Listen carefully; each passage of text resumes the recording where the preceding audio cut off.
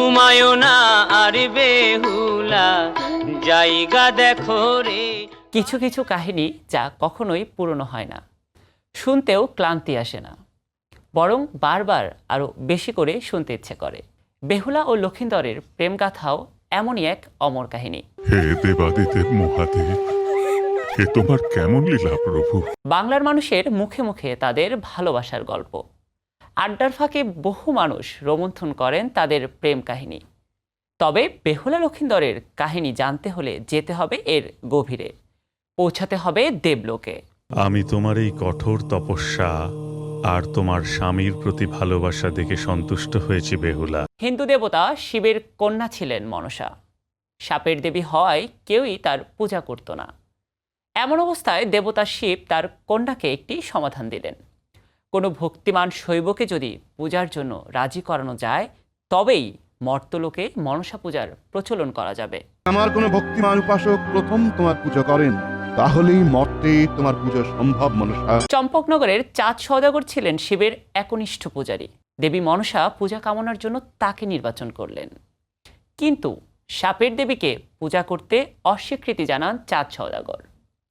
ছলে বলে পূজা আদায়ের চেষ্টা চালিয়ে গেলেও প্রতিবারই ব্যর্থ হন মনসা। ক্রুদ্ধ হয়ে চাঁদ সওদাগরের সন্তানদের একে একে মেরে ফেলতে শুরু করেন তিনি। ছাড় দেননি গৃহপালিত পশুগুলোকেও। সর্বস্ব হারিয়ে নিঃস্ব হয়ে পড়েন চাঁদ সওদাগর। তবুও শিবের পূজা ছেড়ে সাপের পূজা তিনি করেননি। বাণিজ্য করতে গিয়ে দুর্ঘটনার শিকার হয়ে চম্পকনগরে ফিরে আসার পর চাঁদ সওদাগরের ঘরে জন্ম হয় এক সন্তানের, যার নাম রাখা হয় লক্ষিন্দর। একই সময়ে চম্পকনগরে জন্ম নেয় আরও একটি কন্যা সন্তান, তার নাম রাখা হয় বেহুলা। কোনো কোনো এলাকায় প্রচলিত আছে, মনসা যখন কোনোভাবেই চাঁদের কাছ থেকে পূজা অর্জন করতে পারছেন না, তখন স্বর্গের দুজন নর্তকীর সাহায্য নেন। চুক্তি করেন পৃথিবীতে তারা একজন বেহুলা ও আরেকজন লক্ষিন্দর হিসেবে জন্মলাভ করবে এবং চাঁদ সওদাগরের কাছ থেকে পূজা আদায় করে দেবে। দুই শিশু একই সাথে বড় হতে থাকে। পিতামাতারা তাদের বিয়ের কথা ভাবলেন এবং কোষ্ঠীগুণে দেখলেন বাসরাতে লক্ষিন্দরকে সাপে কাটবে। ওদিকে বেহুলার কোষ্ঠীগুণে দেখা গেল সে কখনোই বিধবা হবে না, কিন্তু তারপরেও ভয় থেকে যায়, কারণ মনসা আগেই চাঁদ সওদাগরের 6 সন্তানকে মেরে ফেলেছেন। লক্ষিন্দরকেও যে মারবেন না তার নিশ্চয়তা কি? চাঁদ সওদাগর এবার অতিরিক্ত সতর্কতা অবলম্বন করলেন। বেহুলা লক্ষিন্দরের বাসর রাতের জন্য অত্যন্ত দুর্ভেদ্য এক লৌহ প্রাচীর নির্মাণের সিদ্ধান্ত নিলেন, যে প্রাচীরে সামান্যতম ছিদ্রও থাকবে না, যা দিয়ে কোনো সাপ প্রবেশ করতে পারবে। যেমন ভাবনা তেমন কাজ। বিশ্বকর্মা নামে এক কারিগরকে দায়িত্ব দেন লৌহ প্রাচীর নির্মাণের। কথিত আছে মনসার চাপে লৌহ প্রাচীরে ছোট একটি ছিদ্র রেখে দেন বিশ্বকর্মা। ছিদ্র না রাখলে তার পরিবারের সকলকে সাপের বিষে মেরে ফেলার হুমকি দিয়েছিলেন মনসা।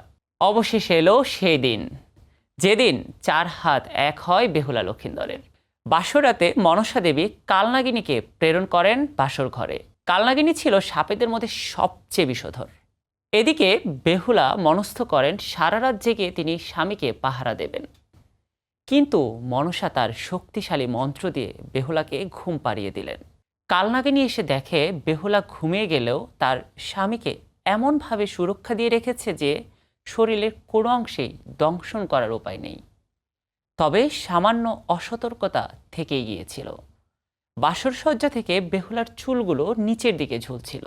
সেই চুল বেয়ে উঠে যায় কালনাগিনী, দংশন করে লক্ষিন্দরকে। প্রাণ চলে যায় তার। তখনকার নিয়ম ছিল কোনো ব্যক্তিকে সাপে কাটলে তাকে ভেলায় ভাসিয়ে দিতে হবে।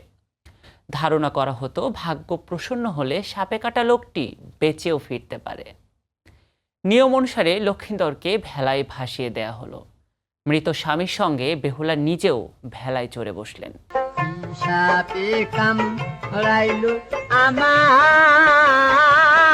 দিনের পর দিন, মাসের পর মাস ভেলা ভেসে বেড়ায়, আর লক্ষিন্দরের মৃতদেহে পচন ধরতে থাকে। তবে কোনো কিছুতেই আশা ছাড়েন না বেহুলা। 6 মাস ধরে ভাসতে থাকে ভেলাটি। ভাসতে ভাসতে এক সময় মনসা দেবীর পালক মাতা নিতার গ্রামে আসে। নিতা তখন ঘাটে কাপড় কাচছিলেন। নিতা কিভাবে মনসার পালক মাতা সে আরেক কাহিনী, পরবর্তীতে কোনো এক সময় সে গল্প বলবো। বেহুলার নিরবিচ্ছিন্ন প্রার্থনা ও স্বামীর প্রতি ভালোবাসা দেখে নিতা সিদ্ধান্ত নিলেন তাদেরকে তিনি স্বর্গলোকে মনসার কাছে নিয়ে যাবেন। নিজের অলৌকিক ক্ষমতা ব্যবহার করে করলেনও তাই। বেহুলা লক্ষিন্দরকে নিয়ে নিতা যখন স্বর্গলোকে মনসার কাছে পৌঁছলেন তখন মনসা বললেন বেহুলা তার স্বামীর জীবন ফিরে পাবে, তবে তার জন্য একটি কাজ করতে হবে। কাজটি হলো চাঁদ সওদাগরকে মনসার পূজার জন্য রাজি করানো। বেহুলা সম্মতি দিলেন। প্রাণ ফিরে পেল লক্ষিন্দর। চোখ মেলে তাকালো বেহুলার দিকে। পচে যাওয়া দেহও স্বাভাবিক হলো। এবার নিতা তাদের নিয়ে ফিরে এলেন মর্তে।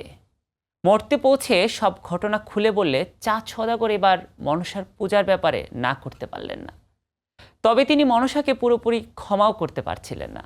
সন্তানের কথা ভেবে মূর্তির দিকে না তাকিয়ে বাম হাতে মনসার পূজা দিলেন চাঁদ সওদাগর। আর তাতেই খুশি মনসা।